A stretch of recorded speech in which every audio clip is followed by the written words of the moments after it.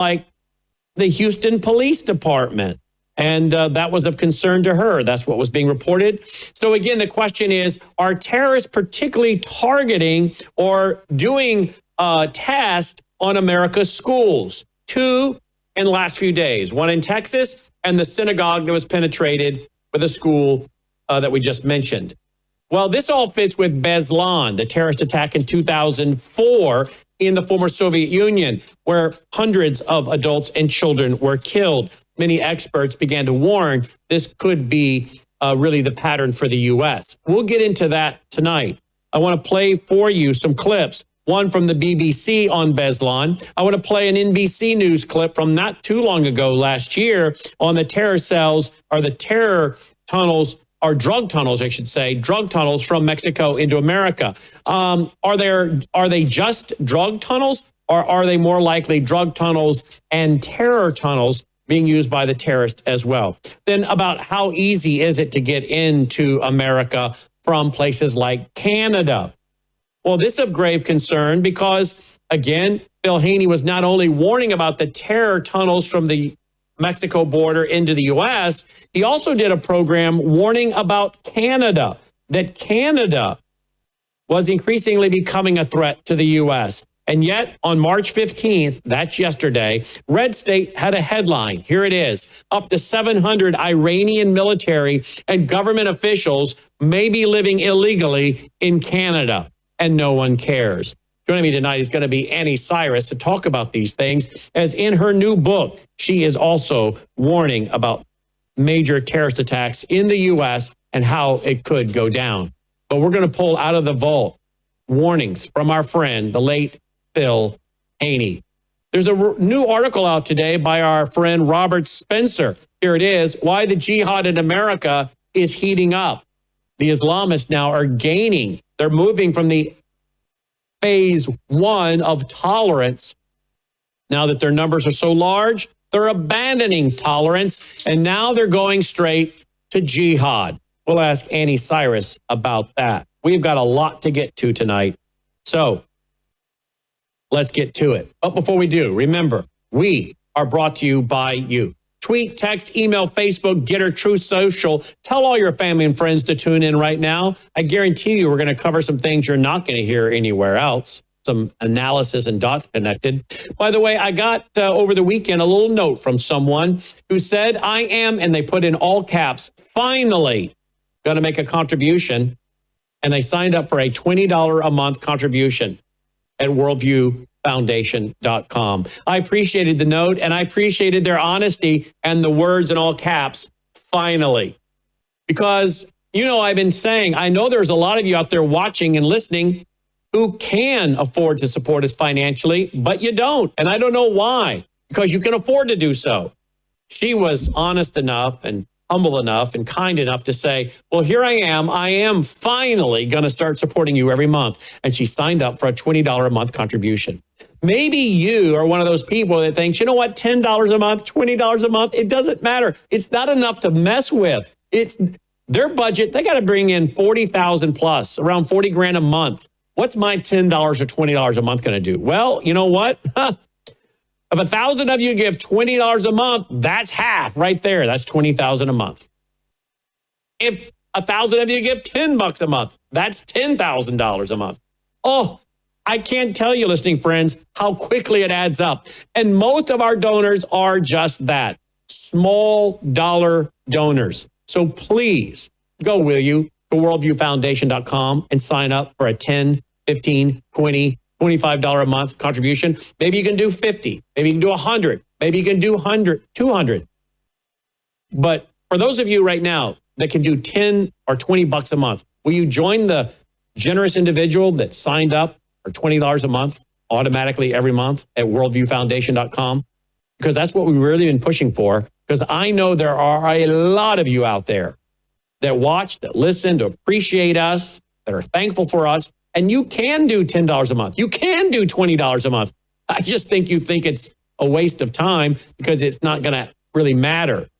But when it's added to the contributions of many, many, many others, it adds up fast. So we're really pushing for more $10 and $20 a month contributors.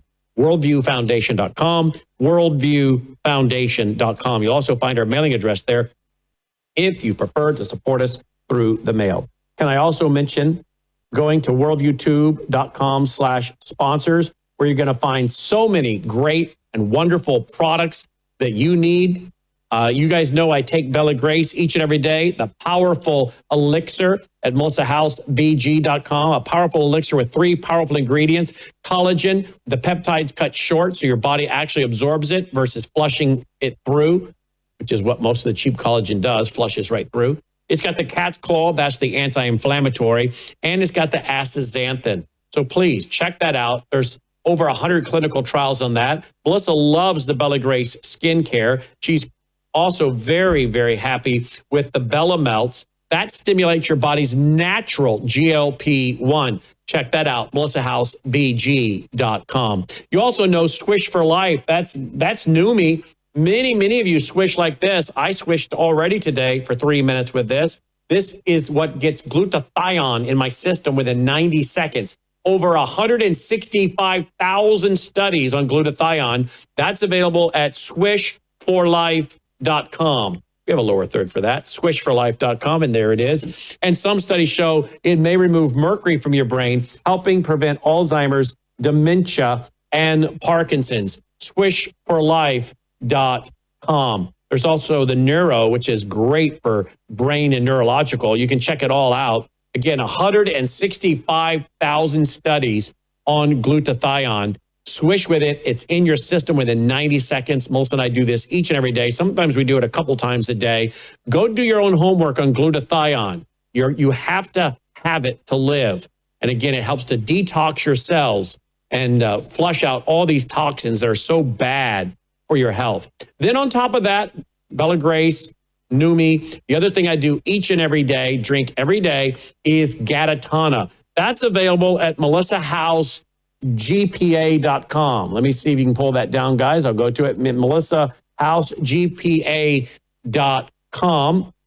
And that is phytoplankton. That's a phytoplankton. I give a half a scoop to Dolly each and every day on her food, as you well know. And there are over 5 clinical trials on that. That has a lower third. It's melissahousegpa.com, melissahousegpa.com. Check that out, folks, because that is a powerful phytoplankton that feeds down to your mitochondria of your cells to boost your body's own immune system so your own immune system can fight off the bad stuff. Remember the guy that was growing this for his crayfish and got a terminal diagnosis? And so he started, he thought, what do I got to lose? So he started eating this phytoplankton out of the containers. And he went in for a biopsy, about 11 of them, and it all came back benign. I'm not making claims. I'm just telling you what happened. He lived another 10 years, retired to Hawaii. Out of that came the Global Plankton Alliance. You can find it at melissahousegpa.com. There's the pet product, half a scoop every day for Dolly. And Melissa also gives it to her little fur baby, Pearl. So there you go. We drink it. Our fur babies drink it, and I want you to check it out, melissahousegpa.com. Some of the great products that are great for your health, support your health, and support us at the same time. So check it all out, won't you? Again, just go to worldviewtube.com, worldviewtube.com/sponsor. Check all these out, would you? Including Dolly Food. Dolly loves, by the way, her favorite here is the lamb. She loves the lamb. Dollyfood.shop. Dollyfood.shop. Check all those out, will you? Dollyfood.shop. All right, let's get going. Joining me now is Anni Cyrus. Anni, welcome back to the broadcast. Thanks for being here. Thank you for having me back, Brandon. It is good to be back. So, Anni, I want to talk about our mutual friend, Phil Haney, who died. Has it been 6 years already? He was killed 6 years ago, yes. Yeah. And Phil used to sit at this desk and we produced his TV show. As you know, Phil's the one that introduced you and I to each other. And we want to play tonight a couple videos. One is Phil Haney, a founding member of the Department of Homeland Security, who who you and I both believe was murdered, because he openly stated on the platform at my Worldview Weekend that was the basis for my documentary, Sabotage, that he had all the information on some of the highest level people in the U.S. government that were knowingly allowing jihadists into the country. And he had kept all those files, even when they were trying to delete it from the government intelligence database. He was shielding it and keeping it for safekeeping. And he became a whistleblower. And he wrote the book, See Something, Say Nothing. And you and I became close friends with Phil. Phil, in one of the shows, warns about terror tunnels in the U.S. from Mexico. He also warns about Canada posing a threat. Now, this is interesting for a couple reasons tonight. Here's a headline today from redstate.com. It's dated March 15th, so it's actually yesterday, March 15th, from Red State. Up to 700 Iranian military and government officials may be living illegally in Canada, and no one cares. And yet Phil was warning about the threat Mexico and Canada pose to the U.S. What's interesting is that in one of my documentaries, I can't remember if it's Siege or Sabotage, I have a clip from a gentleman that says, this is several years ago, that Canada will be like an aircraft carrier from which jihadis will launch suicide or kamikaze missions on America. He said, think of Canada as an aircraft carrier from which jihadis will launch attacks into America. And yet here's this headline now, 700 Iranian military and government officials may be living illegally in Canada and no one cares. Then I want to add that to tonight's discussion to this. IDF says brother of Michigan synagogue attacker was Hezbollah commander. Obviously, we know Hezbollah, that is Iran. Now, that synagogue had a school in it. That's also very troubling because we have another report where we have a tactical gear and gun and a uniform with what looked like almost a Houston Police Department patches on his arm. You can kind of see him there. From this Iraqi-born nationalized citizen. And he was busted in Klein, Texas. And I don't know if this is all precursor to trying to test the systems in America for schools, but it would not shock me because in 2004, the Islamists attacked a school in Beslan, the former Soviet Union, and they ended up killing over 300, mostly children, some adults. And back in, here it is, look at this, September 2007, I think I said on radio today, 2008, but it's 2007 is when we began to warn about these terror cells hitting America's schools. All of this to say is I'm very concerned that when you start having these things pop up about targeting schools, either in Michigan, synagogue school, or in Texas, I'm starting to think maybe this is, again, some surveillance and some testing of the system. What are your thoughts initially on this? I would agree with you. This does, let me go to the first report you put up. The 700 military or officials, government of Iran's officials in Canada illegally. Mm-hmm. Let's add the ones that are legally in Canada. One of the biggest movements, I know fellow Iranians who are in Canada who have pushed for legislations and bills in Canada trying to stop the Canadian government from giving visas and residency to these people. Some of them think that the number of tied direct first and second degree family members of the top 5 ranking members of Iran's regime are all across Canada, including their kids, their grandkids, their cousins, their uncles. And you actually see them. When I spent about 4.5 months of my life in Toronto, you could see them. Like you're going to a mall or to a restaurant and you see these people in full Islamic representation of the regime in Canada. So not only we have the illegals, but the bigger concern is the legals, because guess what? When you come from Canada to US, I don't know about today, but at least as early as 2020, before the lockdowns, You didn't need any pre-approved visa or screening from Canada. If you have a Canadian passport, you come into America, Brennan. So those need to be considered even more dangerous than the illegals are going to need somebody to smuggle them into U.S. But the family members and the military members who are legally in Canada have free pass to come right inside America whenever they feel like it. And yes, I do believe that they are testing our response time, our system.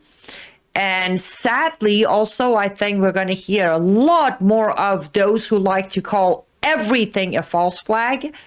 So they're going to get away with whatever attack they try to pull off in America, Brandon, because talking heads are going to come out and blame Israel and say it's false flag. They're going to say Israel did it in order to justify us doing more wars on behalf of Israel.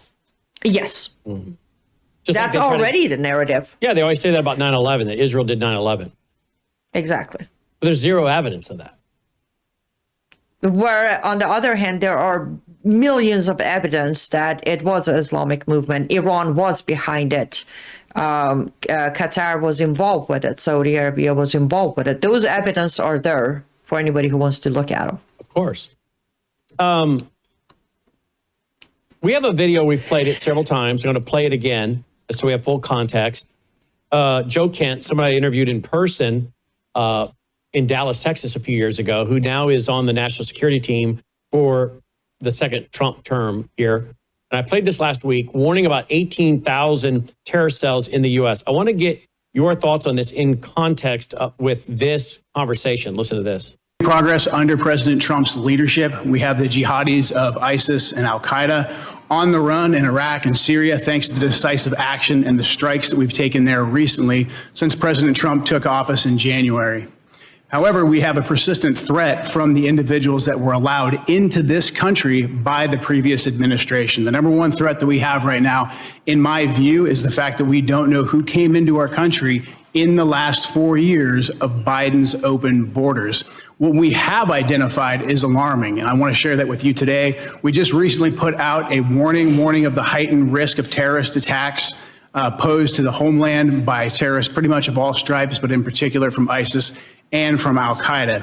NCTC has been crunching the numbers and going through the sheer volume of known and suspected terrorists that are in the country that came in under the Biden administration. So far, NCTC has identified around 18,000 known and suspected terrorists that the Biden administration let come into our country. These are individuals who, under normal circumstances, would never be allowed to enter our country because of their ties to jihadi groups like ISIS and al-Qaeda. Yet the Biden administration not only let them into the country, and in many cases facilitated their entry into the country, just like the entry of the Afghan terrorists who committed the terrorist attack here just before Thanksgiving, killing one of our National Guard members and wounding another. That Afghan was brought into the country as a group of over 100,000 Afghans who were brought here during the disastrous withdrawal from Afghanistan. These individuals, despite what has been reported, were not vetted properly to come into the United States. The individual terrorist who committed the attack in D.C., he was vetted to serve as a soldier in Afghanistan. The Biden administration essentially used his tactical level vetting as a ruse to bring him here and to bring him into our communities. And we've seen the tragic results of that. Now, that Afghan, that attacker, that terrorist is just one of 88,000. We've identified 2,000 of that group of 88,000 who have ties to terrorist organizations. We're working right now hand in hand with DHS and with the FBI to run down this 2,000, the Afghans who came here under Allies Welcome, who have ties to terrorist organizations, and additionally the other 16,000 individuals with ties to terrorist organizations that Biden let into our country. That is probably the top terrorist threat that we face right now. And that doesn't include the individuals who came here illegally through the open border. That number, alarmingly, remains unknown. Okay, so it remains unknown. But let's just deal with the 18,000, that subset. Last week I said in the broadcast, let's just deal with the 48 states, the lower U.S., the continental U.S., 48 states. We'll leave out Hawaii and Alaska. 48 states. So 18,000 terrorists in this subset. Divide that by 48 gives us 375 terrorists. Then we put those 375 terrorists in each of the 48 states, but we divide them into groups of 5. That now gives you 75 5-man teams in each state. 75 5-man terrorist teams in each state. So 75 5-man terrorist teams in Minnesota, Illinois, Tennessee, Wisconsin, whatever it might be. Now, let's say these 75 teams in each state, made up of 5 terrorists per team, decides to carry out terrorist attacks on the same day. Something you and I and other experts have been warning about for a long time. Some have called it the perfect day. Again, if you go back to 2007 in my vault, 2007, we're doing extensive interviews in 2007 about this very thing, targeting America's schools across the country on the same day, using Beslan as the model, which some experts like John Gilduck, who I interviewed in this, warns. And I've interviewed him several times. That's in our vault for folks that are members, by the way. You can go back and watch that, listen to that. That's radio. Worldviewtube.com/vault, worldviewtube.com/vault. It's as relevant today as it was in 2007, maybe more so. But if you had 5-man terrorist teams, 75 of them per state, 48 states here in the continental U.S., can you imagine, particularly if they start out in a county, hit that county so tough that the county next door has to bring backup? When the backup comes from county number 2, since county 1's been hit, backup comes in from county 2, rushing to county 1, then they carry out a terrorist attack in county 2. County 3 rushes in to back up county 2 because county 2 has helped to move in on county 1, leaving county 2 exposed. So county 3 rushes in, and then they hit county 3 and 4 and so on. And then they start targeting, God forbid, first responders, are pretending to be the first responders. Because what we saw in that article about the man that penetrated the school in Texas is she said he appeared to have the patch of someone tied to the Houston police. She said the secretary reported she has also allegedly observed 2 patches similar to those of the Houston Police Department, though this was not confirmed. Annie, I don't think our police departments, sheriff departments, and certainly our schools aren't prepared for this. You and I have been talking about it for a long time. You've got a new book coming out, and I think you even warn about this in your brand new book. Tell us about that. Yes, I actually have it right here. The new book is The Architecture of Jihad, where I go over not just jihad as we know it, combat, but I go over 10 different phases of jihad. A lot of readers who got the pre-release signed copies have already wrote me saying 10. We thought there are like 2 different jihads. I'm like, no, there are 10. But on first chapter, where I talk about jihad as most people know it, combat jihad, I actually went over asymmetric networks and microcell operations. And I wrote, where mass casualty attacks are rare, the day-to-day architecture of combat jihad is asymmetric. A small cluster of actors, minimal resources, and disproportionately large political returns. And that's what I mean by this, Brad. And we always hear what? This was a lone wolf. This was a lone wolf. It was a radical, misunderstood lone wolf. And I go to say, foreign fighter returnees. This is important to your audience. Foreign fighter returnees are exactly how we got that video you just watched. Allies welcome. A lot of them were considered foreign fighters for our military. We never background checked them. We just took their word. They did a couple of lines of translation for us, and we brought them right in. Recruitment pipelines inside America and encrypted communication channels provide training, ideological reinforcement, and basic command and control. Online propaganda amplifies capability. Tactical manuals, target selection guidance, selection guidance and inspirational material circulate globally in minutes. The core logic is simple. A handful of operators plus civilian infrastructure equal a strategic disruption. Of course, I go on to explain and expand on this on the combat jihad chapter of the book, but that's exactly where I end up going with it, Brennan. That we keep thinking it's a one attack, it's a lone wolf. They misunderstood the concept. We have refused to face this sleeper cell issue in America as a real threat and part of the bigger system that is creating the combat jihad that has survived 1,400 years from Muhammad time to today. And to add to what you just said, Brennan, let me remind you, in June 11th, that is less than 3 months away, correct? Mm-hmm. In June 11th, the first World Cup game will start in America. In that very day, there are 3 games in 3 different cities in 3 different states in America. And they're going to require a lot of police officers and securities in uniform. Who's going to monitor to make sure every single buddy showing up with uniform is one of our guys versus one of their guys? Yep. And you remember at the end of last year, we warned about the DHS report that came out. There was warning first responders, right? Yes. Mm-hmm. And everything you just said, it's going to be at every stadium across every city that World Cup games are taking place during a full 30 days between June 11th until I think July 14th is the last game, or 15th. Every stadium is going to have first responders, police officers, security, firefighters. They're all going to be there because that's required for every game. And we pray nothing happens.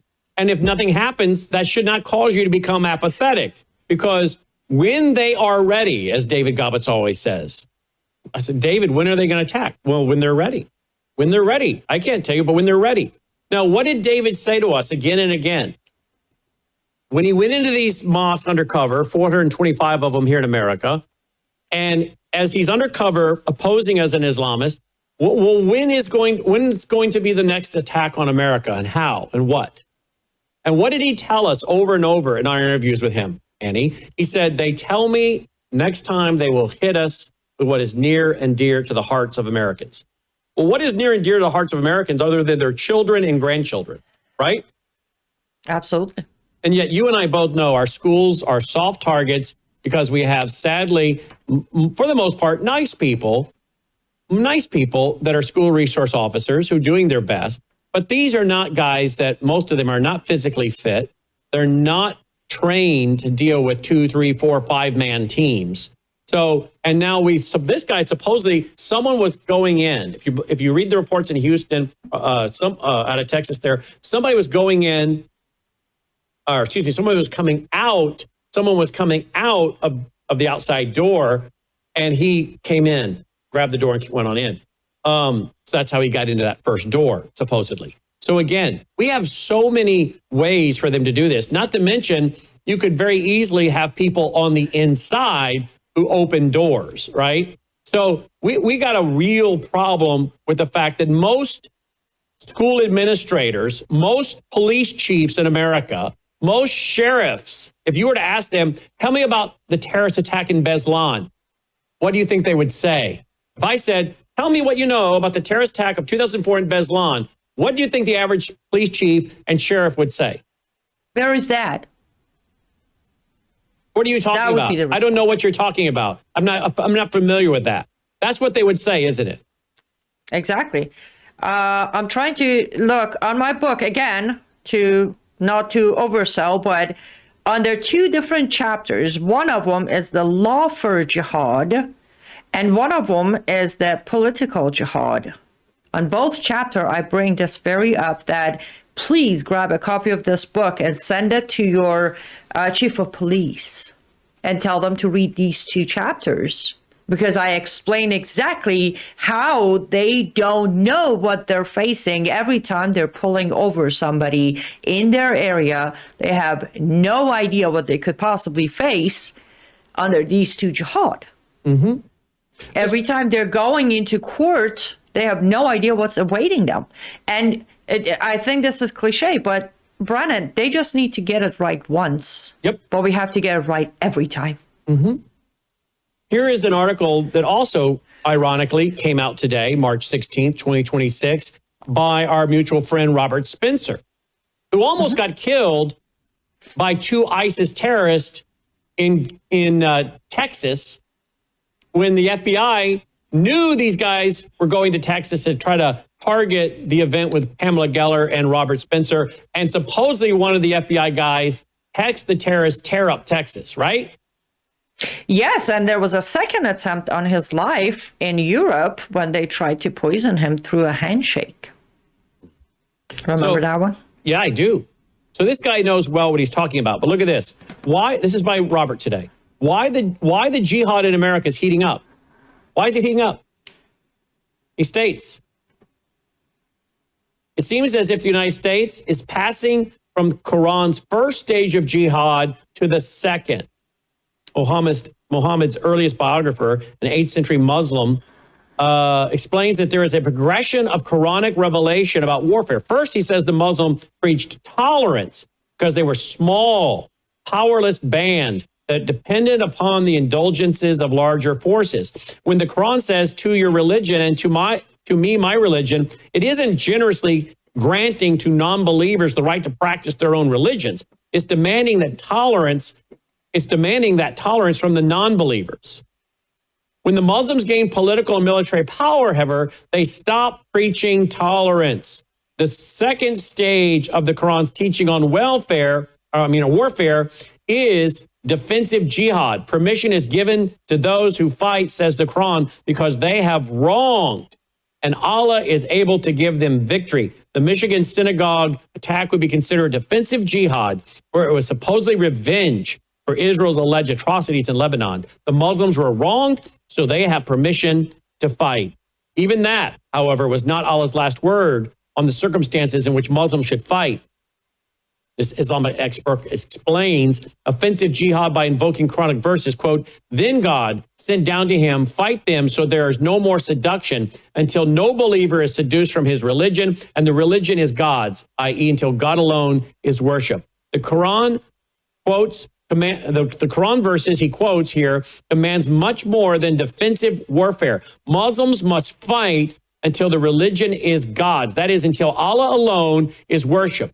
Quote, fight them, end quote, says another Quran passage. Quote, until persecution is no more and religion is all for Allah. So what he's saying here is we are going to start seeing more terrorist attacks in America because we have moved from the stage of them being so-called tolerant of other religions because they're in the minority to now they're moving to stage 2, where now they're not going to be tolerant. They're going to start carrying out jihadist attacks because they are increasing in numbers. By the time of his death, Mohammed had launched or commanded at least 24 military expeditions. Some of them personally, others delegated. They were framed as retaliation in the classical texts. They were framed as obedience to Allah's command to fight until submission. Again, part of the book, within the same combat jihad. Exactly. The same tafsir Robert Spencer is referring to is the same that I have right here. Yes. There's a time when you tolerate and then you retaliate. Retaliation comes when the invitation to enter Islam, known as Dawa, which is a missionary jihad, when they refuse to accept your invitation to enter Islam, you will retaliate because Allah said if anybody rejects the perfected version of my religion, that's Islam, then they should face consequences. And yes, that's where we're at.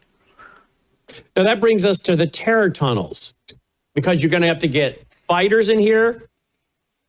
We had open borders, so if someone came through that, You got to get weapons in here, drones, other things in here, various ways they can do that. Of course, we know that a lot of these cargo container ships that come to the U.S. are not screened. Very small percentage of them are screened. So the vast majority are not. But then you add in the terror tunnels, which we and others have warned about for years, can be used by both the drug cartels and the terrorists working in concert together. Perhaps the terrorist groups and overseas terror states help pay for some of the terror tunnels in exchange for being able to smuggle in weapons and use them. So the cartels can use them for drugs. The terrorists can use them for smuggling in weapons and some of their fighters. Interesting enough, for those, so you don't think this is all just right-wing propaganda, even NBC News, I believe this was a clip from last year by NBC News, talking about what are the ever increasing terror tunnels between Mexico and the U.S. About as quick as they find them and get rid of them and fill them, they pop up all along our southern U.S.-Mexico border. There's a hidden battle below. Coming down. We went underground with U.S. Customs and Border Protection for a closer look at how they say they're hitting cartels where it hurts. So we've made it about 20 feet down, but this is where the system really opens up, stretching back this way. We followed Agent Lance Lenore through a tunnel that CBP says was designed by smugglers, one of dozens intercepted by his team. When you get down in a tunnel like this one and you shine your light and it just keeps going, I mean, what are you thinking? And there's nothing that really surprises us too much anymore. We found a bounce house blower modified to pull in fresh air and metal rails allegedly used for moving large quantities of drugs. For every one of these tunnels that you cut off to a cartel, how hard is that hitting them? Oh, significantly. That's a year's worth of hard labor down the drain. And the profit from pushing drugs through? I would imagine that's pretty crushing to the people who actually constructed this. But with the border crackdown above, business below may be changing, with human smugglers trying to take advantage. Video obtained exclusively by NBC News shows an adult and child crossing through a tunnel big enough to walk through. The message written in Chinese characters is clear: get into the U.S. without getting caught. Another claims to show a different group of migrants running into the U.S., and these people sharing in Mandarin. The exact date they say they entered, June 22nd, 2025. Neither NBC News nor CBP were able to verify the authenticity of these videos. CBP doesn't deny human smuggling is taking place underground, but the agency says it's not uncommon for smugglers to falsely advertise safe passage for profit. Back above ground, agents take us to an area between the border wall known as No Man's Land, where the tunnel team made their latest discovery. 8-inch borehole in there, hit it dead center. First try? First try. A nearly 3,000 long foot tunnel running 50 feet beneath where we stood. If the cartel had their way, this tunnel would have popped up? Yep. Where?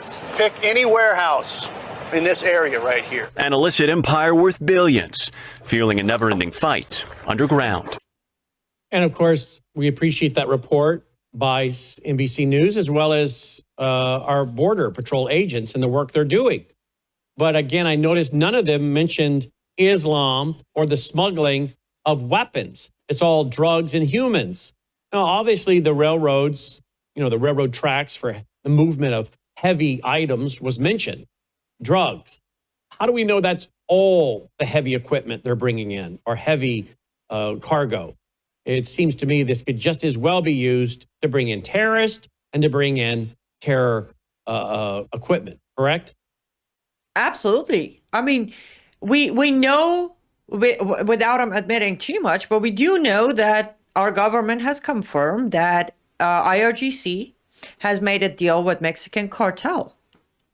And clearly part of that deal is for their sleeper cells to get into the country. If you recall, Brandon, last year, somewhere, I'm going to say March or April of last year, on your show, we reported the Iranian man who was caught in the trunk of a car at our border, a little past the border. And then the 11 Iranians who were caught in Arizona crossing the border illegally. Of course, we never got an update on what happened to them. They were arrested, but we don't know what happened to them. But it's easy to connect those dots. IRGC makes a deal with Mexican cartel. For what? IRGC doesn't need drugs. IRGC needs ways into America. Clearly, the deal is you get our sleeper cells or weapons, or even sometimes money for our sleeper cells through the border under the tunnels or however you can. And in return, IRGC is arming the Mexican cartel. Let's see. That one we can prove. That much. And the video of the IRGC drones, if you remember, the place they had the whole thing set up looked extremely like an area in Mexico. Did we ever find that video, Logan? Where Annie and I talked, we've been trying to go through our archives to find that when our new massive data center servers are up and open to the public and to me, we'll be able to find that kind of stuff easier. And we're very close. They actually wanted to launch, by the way, guys. The IT team wanted to launch this week our brand new system that allow Vault members to search 36 years of books, my books, radio shows, TV shows, documentaries, conferences, interviews, everything, which we'll be able to find it very quickly once we put it into the system because it'll search every file we've ever done and find that video, which I know we've played of the IRGC launching what appears to be drones in the deserts of the Southwest and targeting and shooting at cardboard cutouts of humans on the ground. We can't find it online. I've looked, Annie's looked, Logan's looked. That thing has been because originally I got you that video from IRGC's Telegram channel directly. Well, and I can go back and find it again. Well, if you can find it, let us know because we can't find it. But we know it's in our database. We just have done so many shows with you, it's hard to find which show it's in. But our big, powerful computer system is going to find it for us. Now, they wanted to launch that this week. And I found out that they have transcribed every TV show, every book, every documentary, every national conference and DVD. And I said, great. How about all my radio shows? And our IT guy said, no, we haven't transcribed those yet. I said, well, I don't want to launch it until those are transcribed because I've been doing radio longer than I've been doing TV. And I want all of that transcribed because I'm asking so many Bible prophecy and Bible questions of people like Jimmy D. Young, Dr. John Whitcomb, and others. And I want all of that transcribed and searchable for fast answers. So he said, fine, I'm going to write a little script, little program that will do that. And then it'll take about 2 days for our system, our huge servers, to crawl over all of your years of radio shows and transcribe it and then categorize it so your folks can search it. So I know I've been telling you now for a long time this was coming. Our team wanted to launch it this week, minus the transcripts of my radio shows. And I said, no, I want everything launched at the same time because I want it big time bells and whistles. Not here's the first version, 2.0 is coming, and it'll even be better. I know we're going to be doing and adding more stuff all the time, but I want it really good out of the gate. And I'm eager to use it because I got all kinds of video clips and audio clips I myself want to find. But our database now is so big with 36 years that it's hard to find our own stuff. But remember that video, Annie, remember that video. And yet how many Americans are talking about this drone warfare? That's another major way that they could bring terrorist attacks. And Israel's having a hard time keeping up with it, right? Particularly when Iran is producing these drones and they say potentially tens of thousands, maybe hundreds of thousands, and they cost $20,000 to $30,000 to produce them, and the missiles to shoot them down are $1 million. So there's no telling how many of those have already been shipped into the U.S. I'm not as concerned as the government was last week, drones coming in off of a ship off the coast of California. That to me almost seems like a distraction and a way of saying, oh, you see, we warned you about potential drone attacks. They don't want to really tell you the truth. I think the real truth is they know those drones are already in the U.S., just like we have the CCP bioweapon labs being found in buildings in California, the last one in Las Vegas. They know these biolabs are all over the country. They just don't know where. They know those drones have been smuggled in, and some of them have come through these tunnels, come through the cargo containers that are not screened, all kinds of ways. They know they're here. And they know there's a potential for a massive drone attacks from inside our border. They don't want to tell you that, apparently. So they tell you, beware of it coming off of a ship off California coast. I'm not buying that. Are you? I'm not. No. First of all, we haven't heard the truth from our government for a long time, very long time. But recently, it's more of, as you said, if they tell us to look to the left, we should make sure to look to the right, because they're distracting us by telling us something is coming from somewhere else. We got to look the other way. And the very day when the rumors started, I was immediately like, not going to happen. And let's not mention, we do realize California is the major location for their sleeper cells. Every time you look at any of the indictments, any of the cases against IRGC, the people were tracked back to California somewhere, from those who laundered the money to those who put the plot together to those who were the communicators. They're all in California. Why would they attack California? But the question is, what is coming, as you said, what is coming that we're supposed to be distracted to look at California? Some drones supposedly hitting California. I think it's the Midwest. I still think it's the Midwest that's going to get hit. Why? Well, as I said, first of all, California, their major area, but I completely understand the meaning behind what is, closest, to our heart and our children and all churches. But understanding of many of these jihadists is the only area they have not been successfully able to conquer is the Midwest. If you look in the map of America, most of the conquered areas, either fully, including the 18 city I did a report on, the cities or the entire state altogether, you barely see Midwest in there. And they know that Midwest will be the area they're going to have to conquer by creating some sort of war, or I shouldn't say war, attack, actual jihad, combat jihad attack. It's getting harder for them, though they're very patient. They're running out of patience on their plans. They have to hit Midwest. It's much harder for them to conquer Midwest through any other form of jihad. There are much less blue states, way less blue cities. So it's harder. It seems like they are forced to attack Midwest. I want to go to a clip of, and Logan, I'm going to send you a link.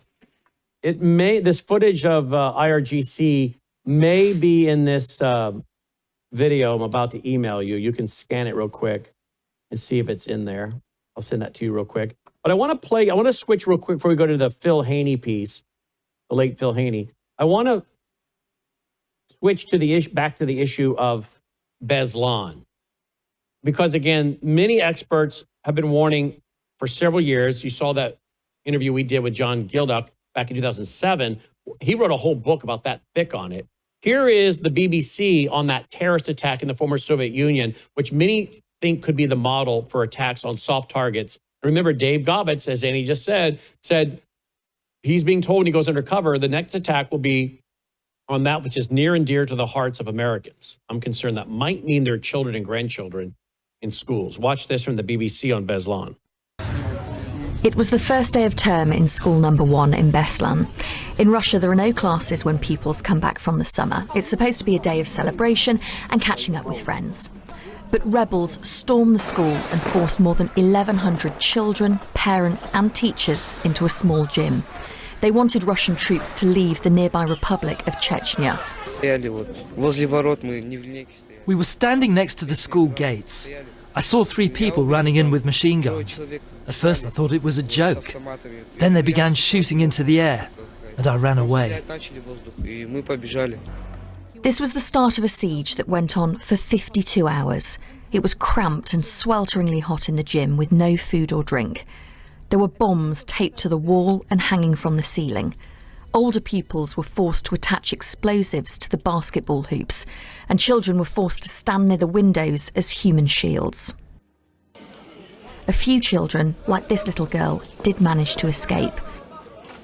But as negotiations went on, other relatives were left waiting outside, desperate for news, terrified every time they heard gunfire. Hundreds of Russian security forces surrounded the school, and on the third day they stormed the building. Explosives and gunfire rang out. There was no sign of medical teams or ambulances. The attackers shot some of the children in the back as they ran for freedom, but others were carried out, weak, half-naked and bleeding. Some relatives fought to get through the security cordon to find out what was happening to their loved ones. 331 people died, 186 of them were children. Russia was in mourning. There were days of mass funerals. But many families and victims blame authorities, partly for not doing enough to prevent the attack, but also for the botched rescue operation. It's come out that security forces fired tanks and flamethrowers at the school. Only one of the attackers was found alive. Chechen carpenter Nurpashi Kulayev is serving a life sentence.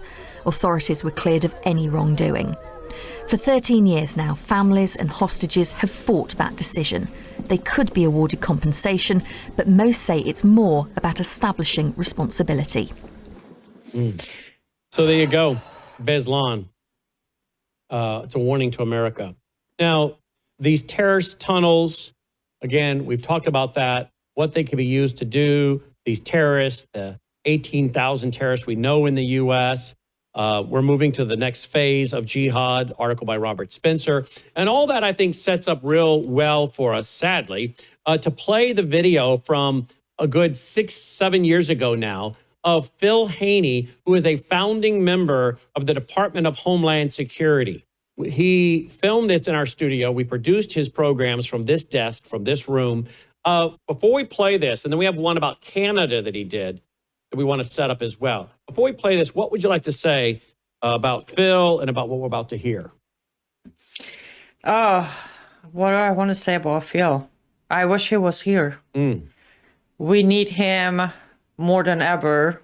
And I would have loved to know how he feels about what's taking place in the Middle East. But one thing I always say about Phil, every year when I write a piece remembering him, is regardless of how much they try to paint him as a traitor, as a conspiracy terrorist, whatever they called him, I personally, here's what I learned from him. You stand tall, you tell the truth, and the more they make threats, the louder you become. Don't let them scare you to silence. And I think that's what he would love about you, Brannon, today. I personally know having him and many other of us on your network has definitely put you on top of the radar for hatred and threats, but you have not let them make you silence yourself or us, for that matter. Well, that's true. And, you know, all of our days are ordained, so that gives us a lot of comfort as Christians. Phil introduced the two of us. So I think he would be very pleased. He told me, he said, I want you to call Annie. I'm telling Annie that you're going to call her. I'm going to tell you who Annie is. I need you to call her. Then apparently he called you. And what did he say to you before I called you?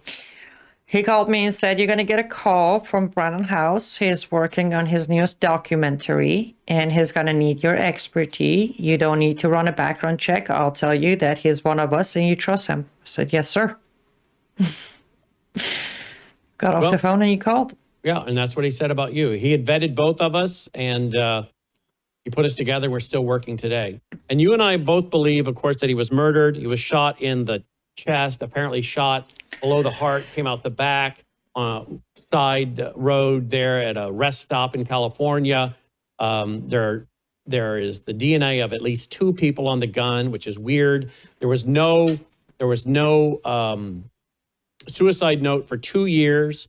Then all of a sudden the FBI gets involved, and 2 years later, voila, a suicide note shows up, which you and I, one of his relatives, told me, who's talked to me multiple times, that's not his handwriting, nor is that the way he would write.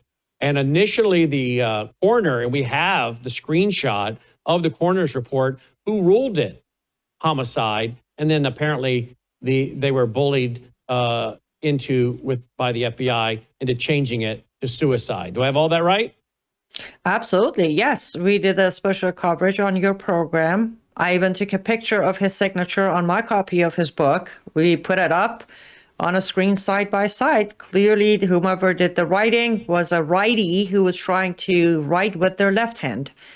But Phil was naturally a left-handed person. That was our biggest clue that we know this is a fake suicide, finding it 2 years later for that matter. Yes. And why would they want Phil dead, and who do you think killed him? Well, why was the fact that, as I just said, they knew he's not gonna quit. They knew he's not gonna go away. They tried to put him in handcuffs, and instead of thanking him for his service to this country, they tried to convict him. That failed. Then they forced him to retirement. Then he became a whistleblower. They realized there is no making him go away unless they make him go away. And we both know he was about to publish the second book where he was going to name names. He told you and me, evidence. he told you and me and others, if I'm ever found shot, I didn't kill myself. And he was not in any way suicidal. He and I had been talking routinely. You were talking to him. He was very excited about his new book, campaigning for President Trump during the first run-up to Trump's election. He was going to get back out there and campaign for him again, I think, for the second run.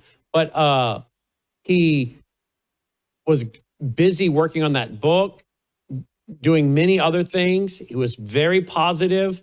There's a lot of texts from him that last day. He was going in to have a heart procedure, asking people to pray for him. That is not the way a man acts who's about to go off himself. And if he wanted off himself, do you think he'd shoot himself and then have it go through his lower back and miss his heart? He was trained to shoot. He was trained to carry a gun. He knew how to shoot. And again, more details. He was minutes away from his RV. If he was going to, again, I refuse to think he would ever. He went through so much. As he said, his life was just about to come together. And he would, even if he decided he would finish the drive, get to his RV, probably sit in the porch on a chair and do something. And I'm pretty sure one of the shoe he was wearing wouldn't be running the opposite direction of the car either. Right. His shoe was off. His shoe was off at the crime scene. Like, what is that about? And a folding chair sitting outside. Really weird stuff, right? Exactly. And his wife had died of a horrific type of cancer. Horrific. So if he was going to be suicidal, it would have been, and we held her memorial service in this studio from this desk. He held her funeral service online. We produced his wife's funeral service from this room. And he sat at this desk and he eulogized her and he had people calling in. And he played his guitar and sang a song that he had written for her and a PowerPoint presentation he had built. And we produced his wife's entire service online, right here from this room. If that guy was going to commit suicide, he would have either done that before that or after that. He wasn't in a deep state of depression. Was he lonely? Yes. But he was actually getting better. I don't know what date this is we're about to play him, but there was a sadness in his TV shows after she died, but he was coming out of that. When I would talk to him on the phone, like you said, I'm getting happy again. I'm getting my peace and joy back. I'm happy again. He would have done it months before all that date that he was found dead. That would have been the time you would have thought he had done it, not when everything is coming back together and he's got trips planned, campaign stops, speaking engagements, and a book. And he was planning on coming back into this studio in March of that year, when he was found dead in February. He was planning on coming back in here in the next month to film 12 more shows. Is that a guy that kills himself planning 12 more shows? No, and that's the thing. I met Phil before I was saved. And I've always said that he played a huge role in my ear opening up to hearing God. He was a God-fearing man. He would not commit suicide. I refuse to believe that. Not because I love him so much, because I saw him go through everyday battles relying on God. Yeah, he'd already been through the toughest part, and he was coming out of it. So it did make sense. Made no sense to us. But there you go. All right, here's Phil Haney from this studio warning about the terror tunnels in the U.S. Then we have one where he's warning about Canada. Let's play this first one, and then we'll set up Canada. Watch this. Good morning, everyone. Our subject today in the series on national security meltdown will be the southern border. We've talked earlier about the northern border. Now we're going to focus on the southern border, which, if you've been following the news lately, is getting an awfully lot of attention, isn't it? Well, the first thing that I want to look at is an aspect of smuggling and cross-border criminal activity that doesn't get quite as much attention as people coming across the border illegally, but is also very serious all along the southern border with Arizona, California, Texas, New Mexico. It's these tunnels. And I would encourage you to take a look at this resource, and you'll see that down in the bottom, and this was written in 2013, 6 years ago, more than 180 tunnel attempts have been identified by law enforcement officers since the very first cross-border tunnel was documented in Arizona in May of 1990. It's a funny thing, you know, that's not that long after Hamas was founded in 1988, and that's one of their preferred ways is to dig tunnels under the border, for example, between Gaza. And as you'll see in this next slide, the Israelis have been dealing this for quite some time. And they have whole special units that are focused on discovering tunnels and destroying them. If you go over and you know the right people in the IDF or in the Israeli police department, they'll actually take you and look at some of them. And right now, the IDF is conducting operation on the northern border, meaning with Lebanon and Syria, where they're discovering tunnels that Hezbollah has dug under the border. So you see a connection. The technology and the skill required to build these tunnels is being imported from the Middle East, and the drug cartels are only too willing to work with them in cooperation.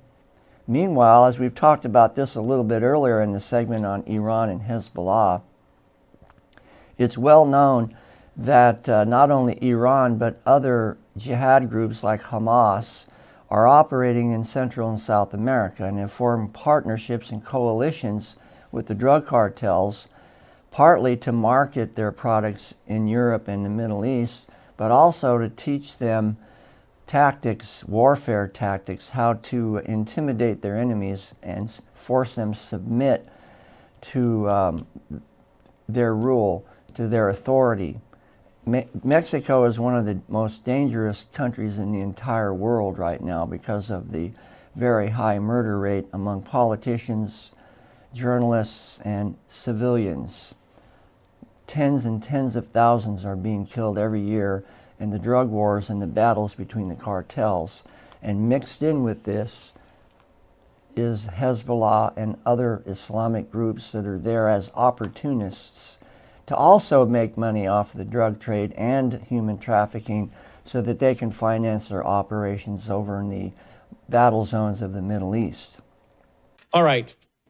Boy, I sure miss Phil. All right. Now, during that, Annie, of course, she doesn't get rid of anything that we send back and forth. And so she was able to find that video of the IRGC putting out that video of drones. And it looks like it could just as well be the deserts of the Southwest, right? So watch this. What was the date of that email, Annie? October 9, 2023. October 9, 2023. Wow. Okay, here we go. Watch this, guys. This is an IRGC video. This is Islamic Revolutionary Guard Group.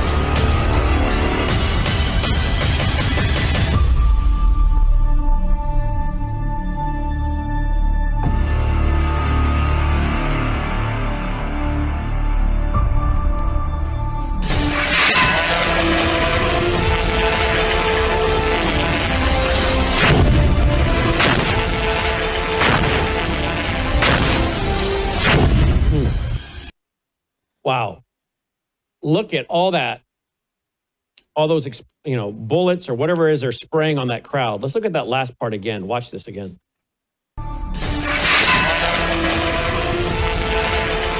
The drones are shooting. Oh no, that's the drone exploding. They're exploding and it looks like they're sending shrapnel. Yeah, suicide drones. And I'm guessing that's shrapnel that's causing that. I don't know. I'm not an expert in explosives, but I'm guessing that's shrapnel that's spreading, right? And causing that look in the dirt. I'm no expert either, but that does look like it. Okay, so we were covering this almost 2.5 years ago. Okay? Yes. And now the FBI comes out and says, oh, by the way, Americans, you might want to be prepared for drone attacks. Hello, thank you, FBI. See, they should call us once in a while. Yeah, they'll never do that. I know. Oh, yeah, we've called them years ago, and I still have all the emails, with showing them the threats we were receiving by email, and they didn't want to do a thing about it. Not a thing. All right, they didn't even want to look into it. Now, this brings us back to a time when our friend Todd Bensman, who, don't we miss interviewing him, but he's kind of the right-hand man right now for the border czar, Tom Homan. And hopefully one day he can come back on air with us again, because you guys remember how much we were interviewing Todd. But Todd released this video some time ago. He reposted this, by the way, October 9th, 2023.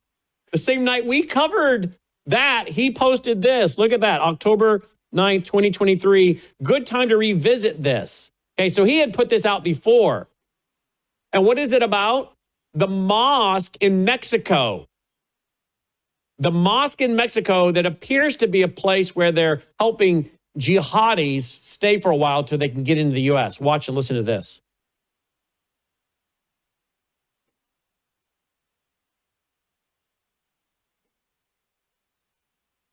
The San Diego-based Latina Muslim Foundation opened its Asibil Mezquita Taiba shelter in a refurbished Tijuana nightclub in June 2022. A small blue dome, minaret, and pole topped with the universal half-moon crescent symbol of Islam marks the location of an immigrant shelter way station like none other in Mexico. It has a unique religion-based mission to help mainly Muslim immigrants with food, shelter, and respite from the long trail. But this altruistic mission also distinguishes the shelter from all others in a consequential way that has gone unexplored to date as an American national security and terrorism threat. The shelter caters to Muslim immigrants planning to cross and who have come all the way from countries like Yemen, Syria, Afghanistan, Pakistan, Lebanon, Tajikistan, Uzbekistan, Somalia, and lately the militant Chechen Republic of Russia. At any one time, the shelter holds from 30 to 140 Muslim immigrants, every one of them planning to cross into America one way or another. But the admiring press that greeted its opening never mentioned that U.S. Homeland Security authorities officially categorize immigrants from countries like those where terrorist organizations are active as special interest aliens. It opens as record numbers of special interest aliens caught crossing were on the FBI's terrorism watch list, 98 just in fiscal 2022, and another 9 in just the month of October. The presence in Mexico of special interest aliens is supposed to trigger Mexican counterterrorism measures, like face-to-face interviews at airports and running names and biometrics against American terror watch list databases and deporting them. CIS traveled to Tijuana to find answers to unasked questions about the shelter and learned that neither Mexico nor the United States appear very interested in the one-of-a-kind congregation of special interest aliens here at the Tijuana shelter. The shelter's Mexican-American manager and convert to Islam, Sonia Garcia, said she understands and shares American concern about terrorism and does what she can. I'm not the person who is going to hide the reality of what people do regardless of their religion, Garcia told CIS.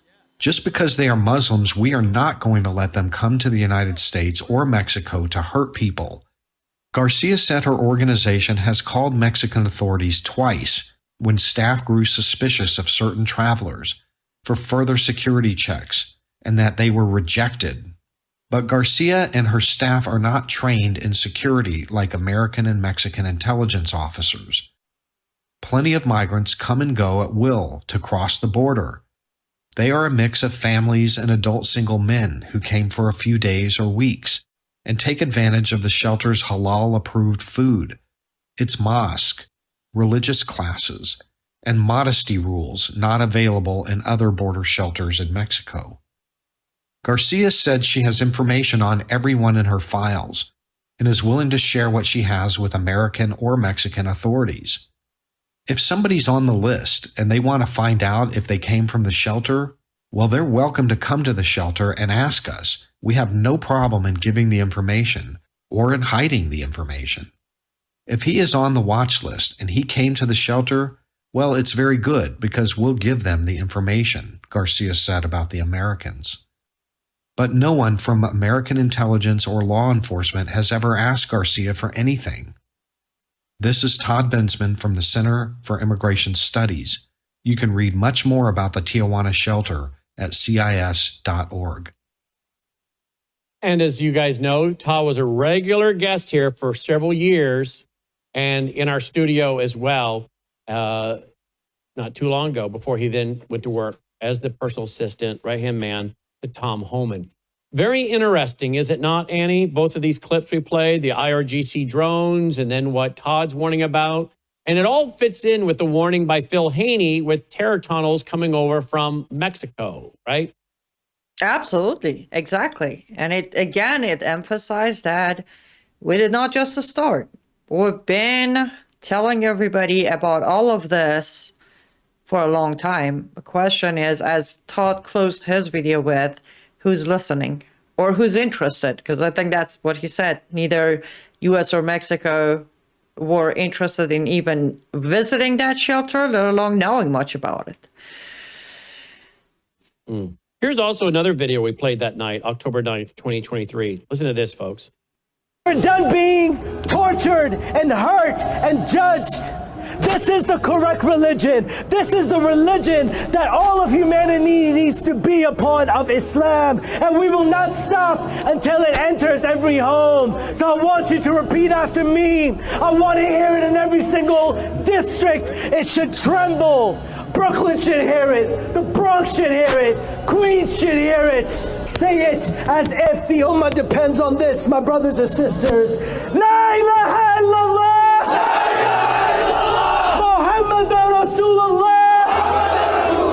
There is no God worthy of worship except Allah, the God of Jesus, the God of Moses, the God of Abraham, and the God of the last and final prophet Muhammad sallallahu alayhi wasallam. Logan, look up October 9th, 2023. Tell me what day of the week that was. Was that a Monday? Well, that was a Monday? That was a Monday, yes. Okay. So you and I were on the air covering all of these topics on October 9th, 2023, 2 days after the October 7th terrorist attacks in Israel. And here we are, and we were saying, look, we're going to get our own October 7th attack here in America, folks, because they're telling us they're going to do it again and again and again, and they're going to bring it to America. They were telling us that on October 7th. We were reporting that on October 7th. They were bragging they were going to do it again and again and bring it to America. True or false, Annie? Absolutely true. And we were playing this very video that night when we also said, wait as New York City will have their Muslim mayor soon. Wait as New York will have the Muslim officials soon. And later on, when Mamdani was elected, Bran and other people took this video out and claimed that this was recent. And when I told them this is old news, everyone was like, no, it isn't. I'm like, this didn't happen after Mamdani inauguration in New York. No. New York has been targeted by Islamists for a long time. Mamdani is the result of, again, another thing I go over on my political jihad chapter on my book. I explain how these candidates don't just pop up. You think they just popped up. but they are going through the entire training for a long time before they become candidates, so it's guaranteed they take the position. And this was October 2023 when this man in New York was screaming. I'm not going to repeat what he was screaming. And in November or early November of 2025, Mr. Mamdani was elected, which, by the way, is not to sidetrack this topic, but have you seen the most recent City Hall meeting of Mamdani in New York City with his neighbors? Brandon? Is that where he's sitting with it an Indian style on the ground with them all? Yes. Yes. I actually played that on my show today. Do we have it to play, guys? Clip 12 on my email, Clip Logan. 12? Yes. Set it up, please. It's literally he invites his Muslim random people. They're not officials. It's not an official meeting at City Hall. Mm-hmm. And he has turned the City Hall into what we Middle Easterns who are familiar with. If you look up Islamic Republic of Iran's leaders, you'll see that this is how they do their meetings too. They call it being modest, but they just sit around on the floor, eat with their hands and chit chat. Now, I could go as far as saying me and you were, again, the only people who said, stop worrying about his socialist Marxist end. Worry about his Shia side of Islam. Nobody did, but his first actions ended up being his Islamic side rather than his socialist Marxist side. Watch this, guys. Oh, well, we'll make some of that. For a moment, where you're asking yourself how you can reconnect to who growing up with, being taught that. How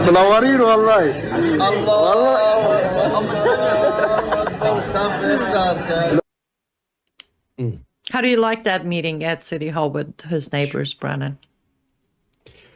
Look at this. This is a tweet, by the way, that was in that thread of the show we did October 9th, 2023, 2 days after 9/11, or Israel's 9/11, October 7th.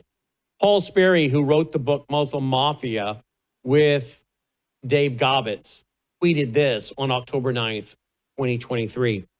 Putting it into perspective, scaling the atrocity of the Israeli 9/11 to U.S. population, we'd be looking at approximately 35,000 to 40,000 dead, including hundreds of American citizens killed there, hundreds of thousands of wounded, and potentially thousands of hostages taken.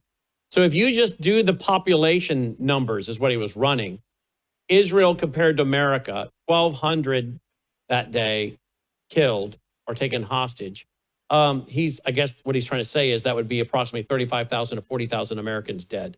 That's the kind of attack, unfortunately, I think they're preparing for.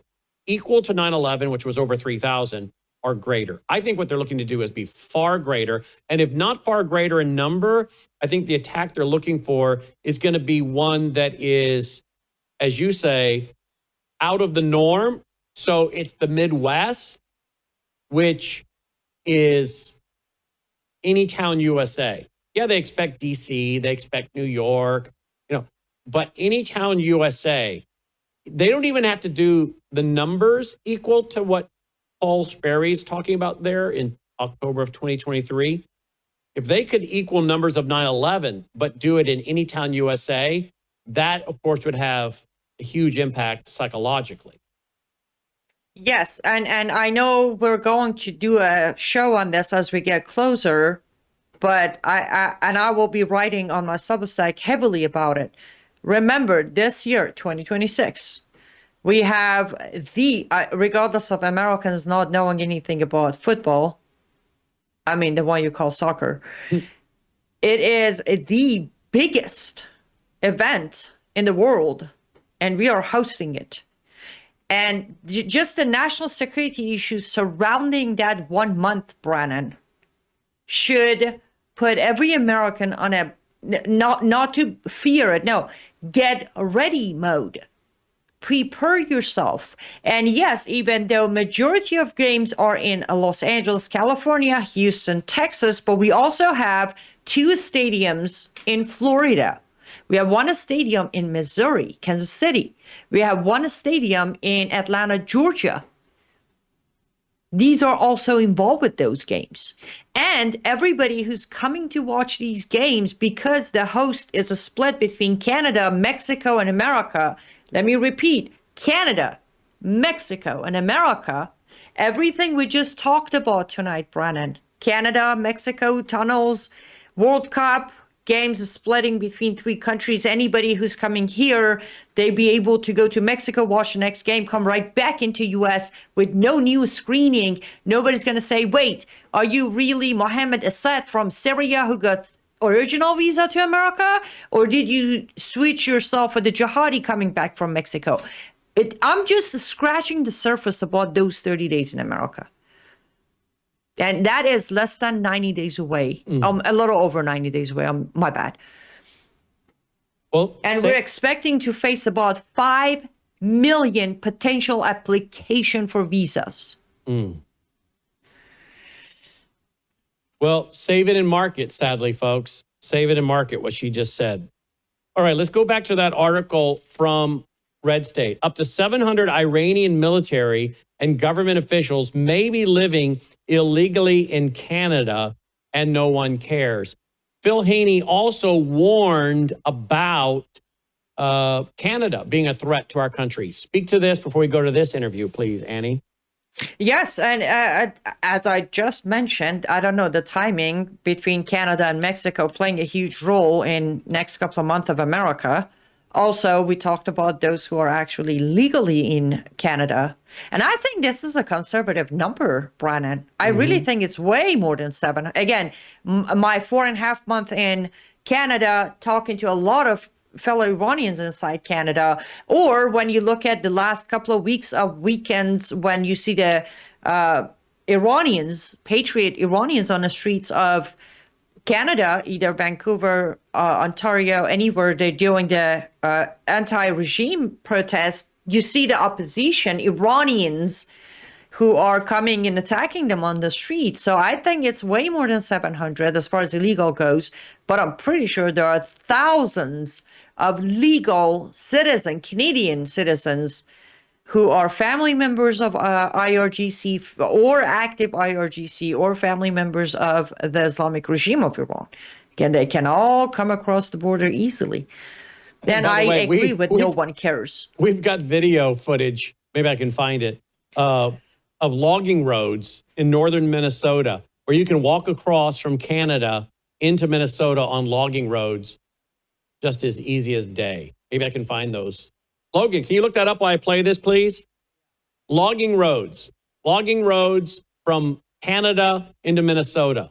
Look that up on YouTube, see if you got it. By the way, before we go to Phil, warning about Canada, I have found that clip that's in one of my documentaries from several years ago, where CBN News is interviewing an expert who warns that Canada will be like an aircraft carrier from which the Islamists will launch kamikaze pilot type attacks on America. I found that clip. Watch this. Here we go.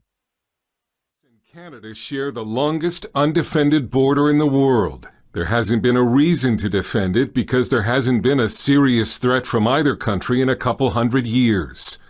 There is now. Canada is today the happy home of thousands of radical Islamists, ex-ISIS fighters, and the Muslim Brotherhood. Their numbers continue to grow, and they've infiltrated the Canadian government on several levels. Many Americans assume that all is peaceful and well with their northern neighbor, but security experts here warn that by welcoming radical Islamists, Canada now presents a danger to the United States. Terrorism expert David Harris, who worked for CSIS, Canada's spy agency, told us a major attack on the United States by Muslim extremists based in Canada is only a matter of time. Many years ago, I suggested that many of the Islamist extremists might regard Canada as an aircraft carrier from which to maintain operations against the United States. Canada is becoming a foundational sort of place for Islamists of all stripes, including the Iranians, by the way. Thomas Quiggin is one of the authors of Submission, the Danger of Political Islam to Canada, with a warning to America. He says Canada is in denial over the terror threat it's created for itself and the United States. And the denier-in-chief is Prime Minister Justin Trudeau, who welcomed returning ISIS fighters back to Canada, saying they would be a powerful voice. He's actually said in our parliament, sort of like out loud on the public record, that if you were opposed to ISIS fighters returning to Canada, it is because you're Islamophobic. In other words, it's not them that's the issue. It's your opposing their return makes you Islamophobic, it makes you racist. I think there's the idea that, well, we need to welcome everyone because everyone's wonderful, so kumbaya. Toronto Sun columnist and XM Sirius Canada host Anthony Furey. I mean, heavens, this notion that ISIS fighters are somehow deserving of kind of a respect and a cultural accommodation just as much as anyone else is nonsense. Assalamu alaikum. Hello, my friends. This is Prime Minister Trudeau sending an official greeting to Canada's annual Reviving the Islamic Spirit Convention, which he attended as a member of Parliament even after news reports the event was linked to a group that has funded Hamas. This is also about celebrating our shared beliefs in justice, fairness, equality of opportunity, and acceptance. And it was quite startling for people to say, do you know who you're talking to? And why would you say that you share their values when their values are anti-democratic, anti-women's rights, pro-slavery, pro-stoning of women? I mean, the stuff that's on some of their websites here in Canada is startling. There have been lone wolf attacks on the U.S. from Canadian Muslim terrorists ever since the Quebec-based Millennial bomber tried to cross the border to blow up LAX in 1999. But the Islamist threat to Canada has been played down. July's attack on the Danforth in Toronto, where 2 women were killed and 13 injured, has been treated by the government and the media as only a mental health and gun control issue. Furey thinks the police are covering something up. There's been a total cone of silence around the Danforth shooting story. I wrote a feature where I found out that the family statement, which said mental illness, nothing to see here, that had actually been sort of co-authored and put together by a spin doctor and also a Muslim community activist. Of course. Well, there you go. That was in my documentary 7-8 years ago, warning that Canada would be a aircraft carrier, as the guy said, from which to launch terrorist attacks in America. And yet today we have the report, 700 Iranian military, government, and government officials may be living illegally in Canada. And you know they must be planning attacks on America, right? From there. Of course. It's, I love our Canadian friends, but Islamists in Canada don't really need much from Canada. They just need the access through Canada. It's, I know you don't mind, but I'm just going to read a little bit from chapter 10 of my book. Yeah, please. Betrayal of Jihad. Literally a jihad that no one so far, anyone who has read the book said, I've never heard of this one. And it goes as, betrayal jihad is the front no one wants to name because it indicts not the jihadists, but the kafirs, the non-believers. This is the jihad carried out not by Muslims, but by non-Muslims. I'm going to skip a little bit because it goes to explaining when Western culture rewards conformity, fears moral judgment, elevates submission as compassion, and punishes anyone who speaks plainly, it produces a class of allies Islamists could never create on their own, but eagerly exploit. Betrayal jihad is the jihad of useful allies, fearful officials, transactional leaders, guilt-driven activists, confused voters, and governments that reshape their own civilization to appease those who seek its decline. Canada is on top list of betrayal jihad. Canada has been always a useful ally of jihadists. So yes, this was never about conquering Canada. This was about using Canada as access to America. Let me see from Logging Roads. I know I've seen the video, Logan, on how easy it is to walk those logging roads. Okay, here we go. This is the border between the U.S. and Mexico, including fences, barriers, and military support, making it one of the toughest borders in the world. But this is the border between the U.S. and Canada. It's just a cleared strip of forest with no fences or barriers. They decided to mark the longest land boundary in the world just that way for 5,500 mi from the state of Maine to Alaska by simply cutting a 20ft wide strip of forest wherever there are trees. This deforestation is also known as the slash. The dividing line is also marked by monuments. There are about 8,000 of them along the border. All this is done in order to have a physical marking of the border. For example, during a hike, a person can easily identify the boundary. The slash is maintained by the International Boundary Commission, which also removes new trees there every 55 years. An interesting fact, the clearing of these trees costs each U.S. taxpayer about 50 cents per year. All right, so there you go. Lots and lots of land up there in Canada, between Canada and the U.S. All right, so Phil Haney warned about this several years ago from this studio. Watch this. Hello, everyone. Continuing on with our series on the national security meltdown, we're going to talk about the northern border, meaning the border with Canada and the United States. And let me mention that I'm coming to you today with the perspective of a law enforcement officer. So, imagine sitting at an airport or a port of entry where foreign travelers coming in from Canada with the knowledge that the rules for entry in Canada are different than the rules for entry in America. What I mean by that is that Canada allows people to come into their country that we might not. So, if you have an individual, for example, that's the leader of a globally designated terrorist organization and is well known to be preaching jihad and Islamic implementation of Islamic Sharia, if we wouldn't let him into America, but they let him into Canada, here's what happens. You have people that live here in the United States that cross over the border and go to meetings that are where these individuals are speaking and then come back home across the border again back to their communities in Buffalo and Detroit and Columbus, Ohio and Los Angeles and around the country. So what Canada does and what its counterterrorism policies might be have a direct bearing on our efforts to secure our borders here in the United States.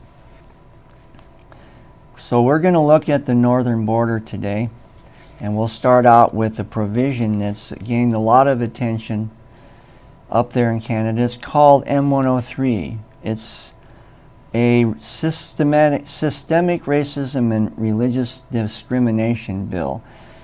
Essentially, it's attempting to criminalize what is known as Islamophobia, or criticism of Islam.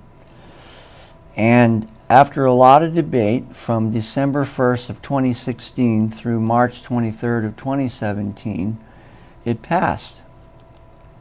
See, here's the headline from March in 2017. Anti-Islamophobia motion easily passes House of Commons. Well, why is this important? Because people in Canada are being pushed into a corner regarding freedom of speech and facing criminal charges, much like in the UK these days, if they criticize Islam or they attempt to point out the nature of the threat that some of these groups that are operating in Canada that are Islamic in nature might pose to the sovereignty and security of their country, let alone the sovereignty and security of us here in America. And now I remember the point that I was trying to make earlier. Would you like to guess what percentage of the northern border is actually secure? Well, it's 5%. It's virtually wide open. So if Canada has a different approach to counterterrorism and national sovereignty than America does, and that only 5% is secure, meaning 95% of it is really wide open, then I would suggest that that poses a threat. And in order to prove that point, you'll see a slide or two later that shows that there's actually active human trafficking going on from Canada into the United States. We hear an awful lot about the southern border. We hear much less about the northern border, but it's also a threat to our sovereignty as well. And meanwhile, this headline from October of 17, liberals left reeling by clear, rational criticisms of M103. The same thing is happening right now in the U.S. Congress over the issue of anti-Semitism, with comments by Ilhan Omar and Rashida Tlaib. They're debating right now whether to censor them. Well, the left is reeling because it's created a huge fracture within their party, and the leaders, Nancy Pelosi in particular, doesn't really know how to handle it because she doesn't want to alienate the far left wing of her party, and yet she knows full well that the majority of Americans are not going to tolerate members of Congress making openly anti-Semitic comments. Well, the same thing is going on up in Canada. In this case, it has to do with freedom of speech, the right to criticize what people see as a threat, i.e. the implementation of Sharia law, and much more open immigration policy than what we have here. Far from the slam dunk feel-good gesture it was meant to be, M103 is looking more and more like a pivotal political and cultural moment in Canadian history, and it is. Sometimes history sneaks up on you, and it happens right in front of you before you realize it, and sometimes it's a small incident that will set it off. A few comments by a couple of members of Congress here in America, or a comment by the governor of Virginia about abortion, set off huge firestorms of debate, political debate within the Democratic Party, both at the national level and at the state level in Virginia. Same kind of thing. So what it's really doing is putting tension on our whole political structure, because we've never had to deal with such blatant violations of the sanctity of life, or such blatant intrusions by a supremacy ideology that insists that it is superior to every other man-made form of law, meaning Sharia. So we do have a terrorist threat on the northern border. There is an Islamic influence within the Canadian government that is very strong, and it's becoming more and more a concern to the citizens of that country. Is it so severe that it's becoming a national security threat to the U.S.? Well, as a retired CBP officer, I can say yes, it does. But I should also add that we do cooperate closely with our colleagues in Canada, but nonetheless, having different standards of admission between Canada and America has an inherent problem. They allow people to come in that we would not allow, that may be on our terrorist watch list, but are not on the equivalent watch list up there in Canada. And then you combine that with a pretty much open border, and it's a wide open possibility that some bad things are going to happen in the future. And political Islam is threatening North America. Just like in Europe, it's happening more and more here in North America. Canadian Sunni Islamists pose a special threat to Canada, it says, according to a leaked Canadian Security Intelligence Service report. Kind of similar to the agency I used to work at the National Targeting Center outside of Washington. The service has never before faced a terrorist threat of this scope. So it sounds just like Europe, which we reviewed earlier. This problem is starting to get out of hand, and they don't really know how to deal with it. Actually, they should know how to deal with it. It's just that they don't have the political wherewithal or the permission from the hierarchy of the government to actually implement and enforce the laws that already exist in their country. Terrorist threat of the scope, scale, and complexity of the Sunni Islamist-inspired terrorism, noted the 2016 document. So even though this story came out in 2018, it's actually been known now for about 3 years that Canada is facing an increasingly dangerous situation vis-a-vis jihad terrorism in their own country. And of course that bleeds over into America. Here's a report that they published called Taking Action Against Systemic Racism and Religious Discrimination, Including Islamophobia. And so here's the same paradox in Canada that we face here. The same dilemma that I saw as an active duty law enforcement officer, where on the one hand you have irrefutable proof of a growing trend of individuals and organizations that are pushing forward this global agenda and are willing to use terrorism as part of one of the tactics to do it, on the one hand. And on the other hand, these endless debates within the political social arena on how are they going to solve the problem of Islamophobia and discrimination and racism. So here we have the same dynamic going on in Canada. So far, the debate has been won by the social political side.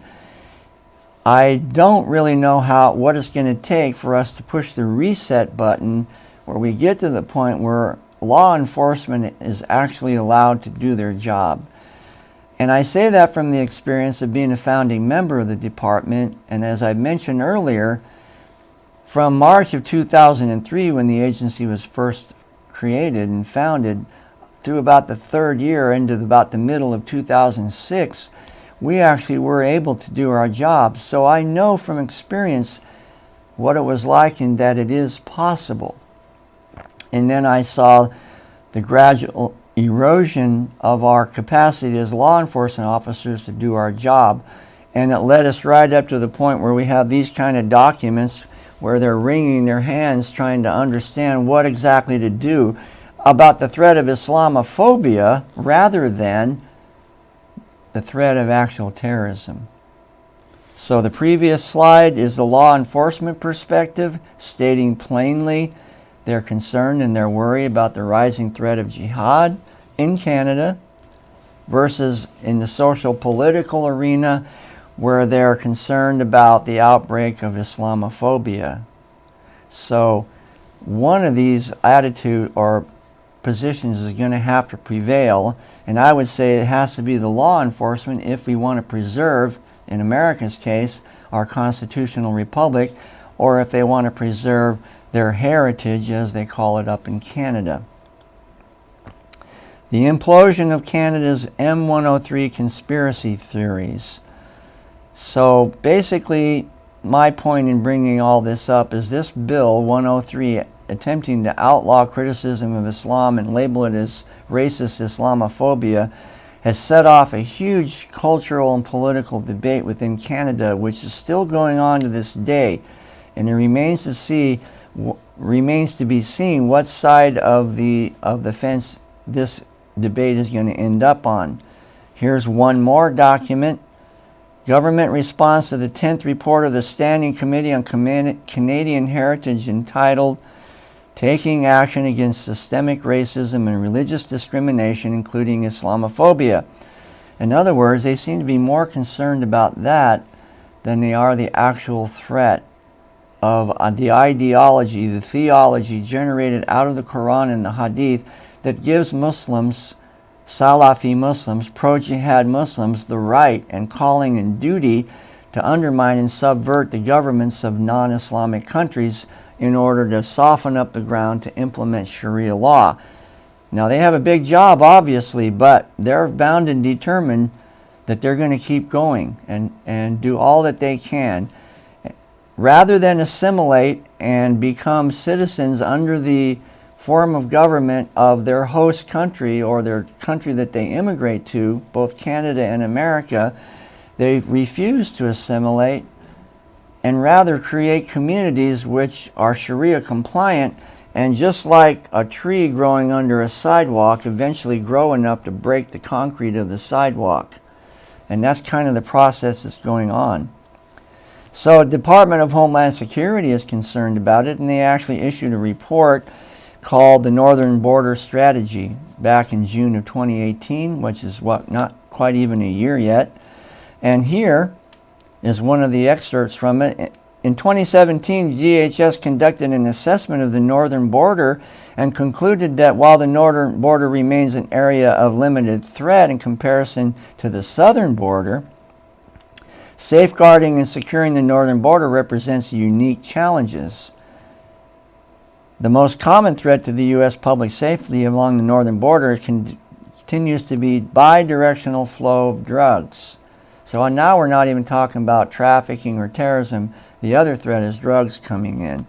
Transnational criminal organizations along the border adapt their drug production and smuggling methods and routes to avoid detection by the U.S. and Canadian law enforcement. Well, if drug smugglers can do it, then so can terrorists, right? And human traffickers. Potential terror threats are primarily from homegrown violent extremism. Well, there's that word again, homegrown violent extremists. What is that exactly? Where do these seeds come from? These seeds that are planted and grown in a home garden, where do they actually come from? And that's the part that as a law enforcement officer irritates me, that we keep hearing these phrases, these euphemisms inserted into official government documents. We don't really know what it is. We just call it homegrown violent extremism. Potential terror threats from violent extremists in Canada who are not included in the U.S. government's consolidated terrorist watch list. That's what I told you about before. This is a more official language, but it's saying the same thing that I told you. That Canada admits people to come into their country that we don't allow to come into our country. So we have a disconnect there, and it can be a very serious problem. People that we know about operating up there, they don't necessarily even notify us when they come into the country. We do find out about it sometimes when American citizens cross the border, and we may interview them when they come back into America and find out that they went to some sort of a meeting up in Toronto or Ottawa where one of these individuals was speaking. That's kind of how we find things out. It's called intelligence. Amid focus on immigration from the south, illegal crossings from Canada surge. I mentioned earlier that there's a trend developing of human trafficking and illegal immigration coming in from the north, and here's proof of it. A lot of these little border stations are barely just a tiny little building, and then there's many hundreds possibly of miles where there's no border protection at all. Illegal immigration, human smuggling at the northern border. While the Trump administration fortifies the southern border, there's a growing concern over the number of foreigners entering the country illegally across the porous northern border with Canada.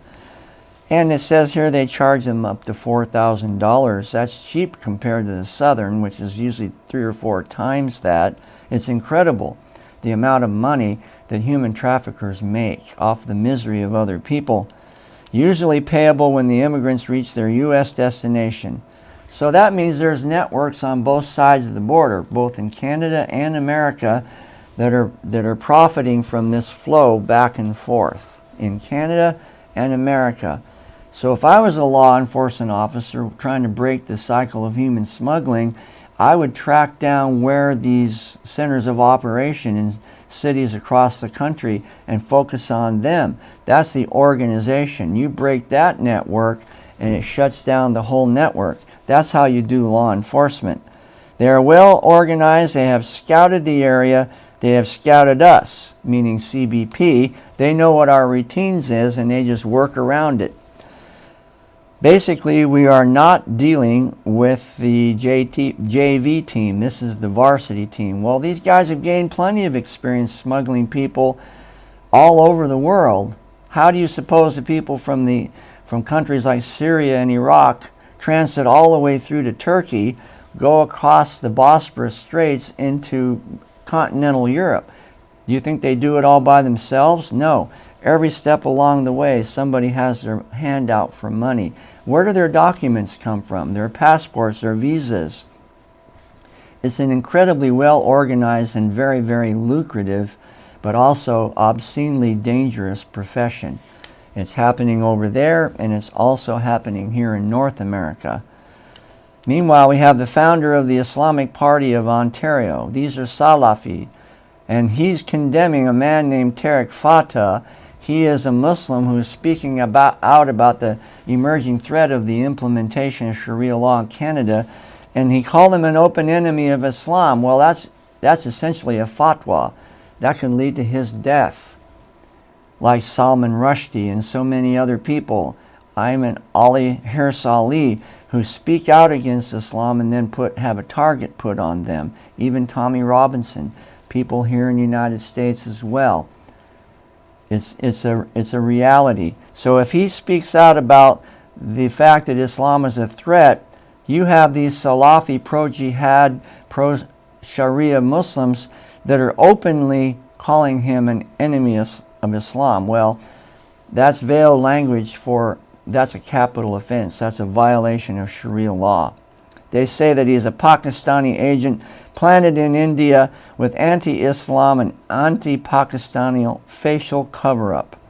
So, it's always a conspiracy theory. Rather than facing the reality of and admit what they intend to do, they blame others for bringing it to the attention of the general public. So to be in this field, it takes a lot of courage. That's really the bottom line.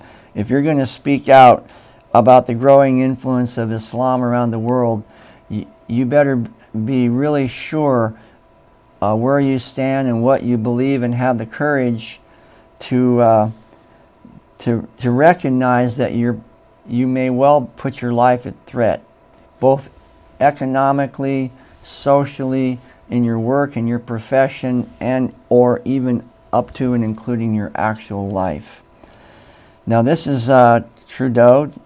Canada is set to sign on to the UN Migration Pact. Here's what you need to know. I mentioned this earlier. This is a UN-driven effort to standardize the immigration policies of the entire world at the expense of the sovereignty of the individual countries. The United States has not signed it.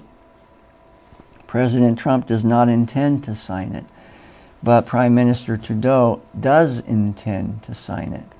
And this is just showing up this disconnect. You have people coming into Canada that we would not admit here, who then get established and can easily cross the border to come into America, just like they do in the southern border, and put us at greater risk. So this is something to be aware of and to pay attention, because it's going to be developing in the next few weeks and months. As I said earlier, if I come back in a month, I'd probably be able to add this many more slides to each one of these presentations, because every one of the topics that I've chosen to present in this series are what I call live stories. I'm not providing analysis, retroactive analysis of things that happened months and years ago, and we're just kind of debating them like a history subject. These are things that are actually going on in real time as we speak right now. And this is just a basic introduction. I call it water skiing. Get out there on the water, but what some of you will want to do is like stop the boat, put on your scuba gear, and dive down into the water, and you're going to discover there's a whole lot of really big fish way down there, and some of them have very sharp teeth on them. So don't be surprised if you start to get more involved in some of these subjects, that you're going to be overwhelmed by the reality of how serious each one of these areas is in terms of our national security, and you'll understand better and better why I call it a national security meltdown. The Islamic Party of Ontario. Islam is the native deen of Ontario and Canada. Deen means religion, but it also means law. So now these Salafi Muslims that immigrated to Canada are turning around and saying that Islam is the original native language of Canada. Not language, native religion of Canada. The Islamic Party of Ontario, a new political party, says that in their principles and policies that Islam is the natural religion. That means Sharia law is the natural law of Canada. And they're trying to normalize it. Well, you say, well, that couldn't happen. Well, look how we have tried to normalize, not try, we are normalizing abortion. Now it's up to the point of infanticide. And it's the same way, it happens the same way. And that's why I started the series out with abortion. Because if we normalize the killing of our own children, we're basically capable of normalizing virtually anything, including the implementation of Sharia law under the umbrella of diversity and inclusion, and that all forms of religion and practices of faith are equal and compatible. Well, they're not, because Islam itself says, even this statement here is a supremacy statement. It's saying that Islam is superior to anything that came before Islam arrived in Canada. And here's another illustration. Islamic Party of Canada cleaned public education from sexual perversion and liberal ideologies. Basically, the things that progressive leftists and liberals are so proud to defend, diversity and inclusion, gay rights, LGBTQT, and so on, Islam is adamantly opposed to it. And if they ever achieve a majority influence in any political system, they will start to cut back the rights of these groups like the gay community and so on, and or liberal ideologies. They're going after the progressive leftist ideology of a majority of people in that, on the left. And I've already mentioned this already, Islamophobia and the Muslim Brotherhood of Canada. The Muslim Brotherhood is a driving gravitational force behind a lot of these efforts, not only in Canada but here in the United States. And as I mentioned, they're like uniforms football players. A professional quarterback one day can have a red uniform on. He can be traded to another team and put a blue uniform on, go through a few scrimmage practices with his new team, and he's good to go because he's a professional quarterback. And it's the same way with the Muslim Brotherhood. They adapt, they take the shape of a glass like water. Whatever glass they're in, that's the shape they take, and they will either go under, around, or through an object until they prevail. Andrew Scheer calls on Trudeau to resign in wake of Wilson-Raybould SNC-Lavalin testimony. So, another variable in this equation that's going on right now is whether Trudeau will even survive as Prime Minister of Canada. And if he doesn't, if he's replaced or resigns, then the question will be, will he be replaced with a more conservative form of government that will address some of these emerging threats of the Salafi Muslim political parties operating in Canada, just like they operate in places like Pakistan and Bangladesh and India and Afghanistan and so many other places in the world. The Muslim Brotherhood there in Egypt, for example. So we're coming to the conclusion of this particular presentation on the northern border. And it's an introduction. There's much more, obviously, that could be said about this, but my main encouragement is to just keep your ears open and your eyes open as you read through the web or listen to the radio or watch news on TV, and you will hear, suddenly you'll notice, maybe that where you didn't notice before, there'll be a headline story about something that's going on in Canada that'll catch your attention, whereas maybe before it didn't, because of this short introduction to the emerging threat on the northern border. So, along with you, I will pledge to stand up for our constitutional republic and pledge to defend the Constitution and this government of, for, and by the people in such a time as this. So thank you very much. All right, another prophetic warning, if you will, by our friend, the late Phil Haney. liveuptofreedom.com. Let's go there, liveuptofreedom.com and liveuptofreedom.substack.com. Our friend Anni Cyrus, and she has her brand new book coming out. Anni, again, remind the audience the name of it and where they can order it.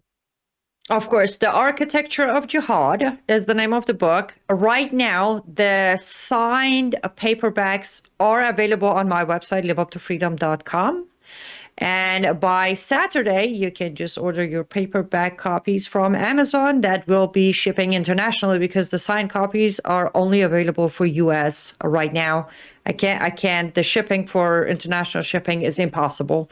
So I apologize, but they can get it on Amazon starting Saturday, or they can get a signed copy from my website, liveuptofreedom.com, The Architecture of Jihad, explaining the 10 different phases of jihad that America has been facing without knowing. Okay, so as we wrap here, Strait of Hormuz.